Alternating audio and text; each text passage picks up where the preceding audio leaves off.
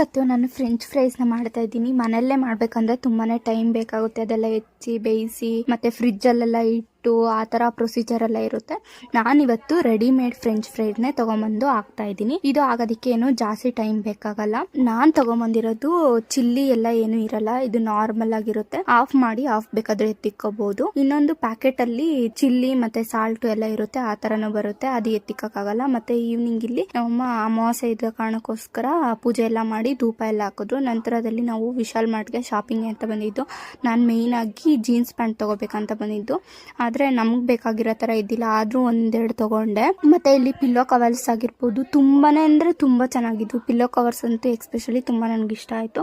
ಮತ್ತೆ ಇದು ಎಲ್ಲ ಮಕ್ಕಳು ಆಟ ಆಡ್ತಕ್ಕಂಥದ್ದು, ಯಾರಿಗಾದ್ರೂ ಬರ್ತಡೇ ಆ ಥರ ಏನಾದರೂ ಇದ್ರೆ ಚಿಕ್ಕ ಮಕ್ಳಿಗೆ ಗಿಫ್ಟ್ ಕೊಡೋಕೆ ಮಾತ್ರ ಇಲ್ಲಿ ಬಂದ್ರೆ ಬೇಜಾನ್ ಆಪ್ಷನ್ಸ್ ಇದೆ. ದಿನಸಿ ಐಟಮ್ ಎಲ್ಲ ಏನು ಬೇಕಾಗಿರ್ಲಿಲ್ಲ, ಜಸ್ಟ್ ನೋಡ್ತಾ ಇದ್ವಿ, ಏನಾದರೂ ಬೇಕಾದ್ರೆ ಎತ್ಕೋಬೋದಂತ. ಶಾಪಿಂಗ್ ಎಲ್ಲ